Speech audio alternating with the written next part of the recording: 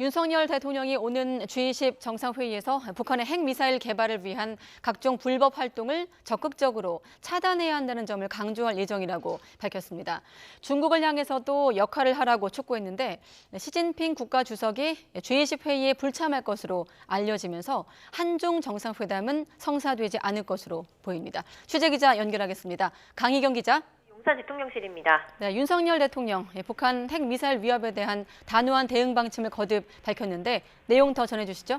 네, 아세안 관련 정상회의와 G20 정상회의 순방 일정을 하루 앞두고 윤석열 대통령의 외신 서면 인터뷰가 공개됐습니다. 윤 대통령은 이번 순방에서 날로 고조되고 있는 북한의 핵미사일 위협에 맞서 국제사회가 단호히 대응하고 북한 비핵화를 위해 긴밀히 공조할 것을 촉구할 예정이라고 밝혔습니다. 특히 G20 회의에서는 핵미사일 개발의 주요 자금원인 가상자산 탈취와 해외 노동자 파견 등 북한의 불법 행위를 적극 차단해야 한다는 점을 강조하겠다고 말했습니다.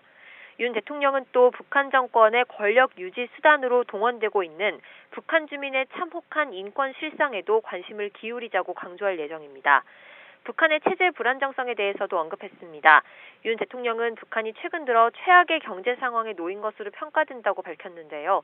그런데도 부족한 재원을 핵미사일 개발에 탕진하고 있어서 북한 주민의 민생고가 심화하고 경제는 마이너스 성장을 하고 있다고 지적했습니다. 그러면서 북한이 핵 개발을 중단하지 않는다면 체제 불안정성은 계속 커질 거라고 압박 수위를 높였습니다.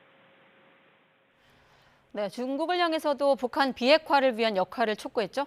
네, 윤석열 대통령은 지난해 기준 대중무역이 북한 전체 무역의 96.7%를 차지할 정도로 중국이 북한에 대해 상당한 영향력을 가지고 있다고 평가했습니다. 중요한 건 중국이 이러한 영향력을 사용할지, 사용한다면 얼마나 어떻게 사용할지라고 말했는데요. 북한이 지금처럼 유엔 안보리 결의를 위반하는 상황이 이어진다면 중국이 안보리 상임이사국으로서 북한 비핵화를 위해 마땅히 건설적인 노력을 해야 한다고 촉구했습니다. 또 북한 핵 개발이 영내 질서의 불안을 키우는 등 중국의 국익 측면에서도 바람직하지 않다고 강조했습니다.